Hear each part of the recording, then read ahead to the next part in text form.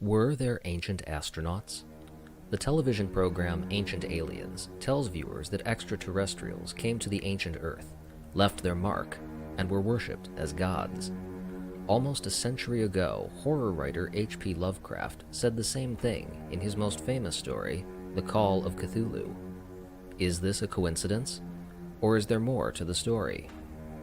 This is the Lovecraft Connection. I'm Jason Colavito. New York, 1926. Homesick and disgusted by the teeming masses of Brooklyn, H.P. Lovecraft departs for his hometown of Providence, Rhode Island. He begins work on a new story, which he titles The Call of Cthulhu. In it, he describes monstrous extraterrestrials who descend on the primitive Earth, build large, cyclopean stone buildings in the Pacific, and serve as humanity's first gods. These great old ones came to the young world out of the sky. Those old ones were gone now, inside the earth and under the sea, but their dead bodies had told their secrets in dreams to the first men, who formed a cult which had never died. Lovecraft took his inspiration from the writings of Helena Blavatsky and Charles Fort, both of whom suggested that extraterrestrials might have visited prehistoric humans. Lovecraft expanded their suggestions into a full-fledged vision of ancient astronauts.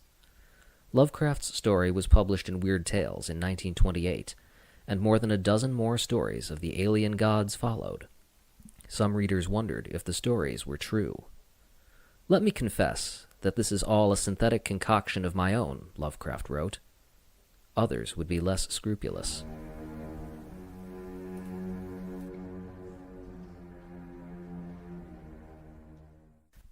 France, 1945. As World War II rages, the Army sends reading material overseas to provide entertainment for the troops. One of the books they send is a collection of H.P. Lovecraft. Lovecraft's stories fall into the hands of two French New Age thinkers, Jacques Bergier and Louis Pauls. The two translate Lovecraft into French, and they wonder, what if Lovecraft's stories are true? They work backward from Lovecraft, revisiting his sources, like Charles Fort and Helena Blavatsky, to produce The Morning of the Magicians, a massive compendium of pseudoscience and speculation covering everything from pyramid mysteries to the occult secrets of the Nazis. They believe ancient astronauts really landed on the early Earth and inspired human civilization.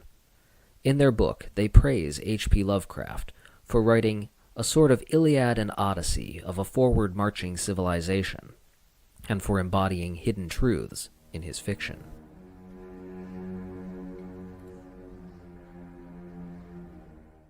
Switzerland, the late 1960s. Hotel manager Eric von Däniken reads Morning of the Magicians and is inspired. Using the book as a key source, he writes Chariots of the Gods to answer what he would later call questions of the kind that are asked by Louis Pauls and Jacques Bergier. Von Däniken claims that the gods of ancient myth and legend are flesh-and-blood extraterrestrials who visit in UFOs, described as flying chariots. His book is an international bestseller. 24 sequels follow. In 1998, von Däniken appoints a young bodybuilding promoter named Giorgio Tsoukalos to head his fan club, known today as the Ancient Alien Society. The charismatic Tsoukalos uses the position to discuss pyramids, gods, and aliens on dozens of cable television documentaries. In 2009, Tsoukalos works with Prometheus Entertainment and the History Channel to launch Ancient Aliens, based explicitly on von Däniken's ancient astronaut theory.